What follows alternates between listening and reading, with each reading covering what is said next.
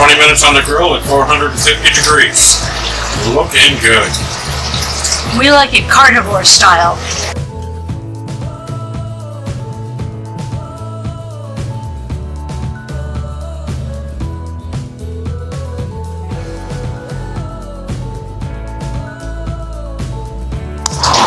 Tonight we're doing a sirloin steak with our own Santa Maria seasoning, which we'll have on the market soon. We can do a steak this beautiful too, and have it taste just as good with your Santa Maria seasoning from us. Plus we have bacon wrapped onions with a little bit of Chef of the Future Southwestern seasoning and rub.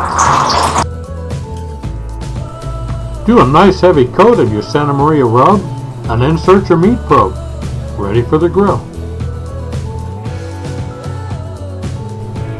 Added the sirloin here. We're going to give it 5 minutes, quarter turn.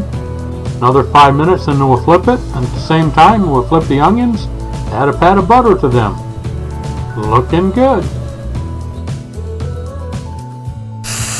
For one of the sides tonight I took a sweet onion and I cut it about 1 inch or so thick, wrapped it with bacon, and seasoned it with some of the Chef of the Future Southwest seasoning.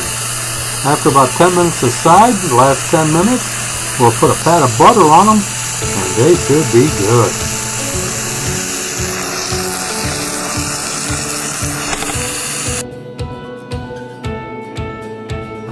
"10 minutes on the grill, and we gave it a flip here.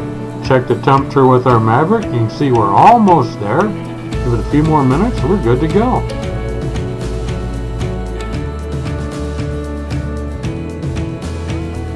The onions here are so thick, I gave them 10 minutes aside.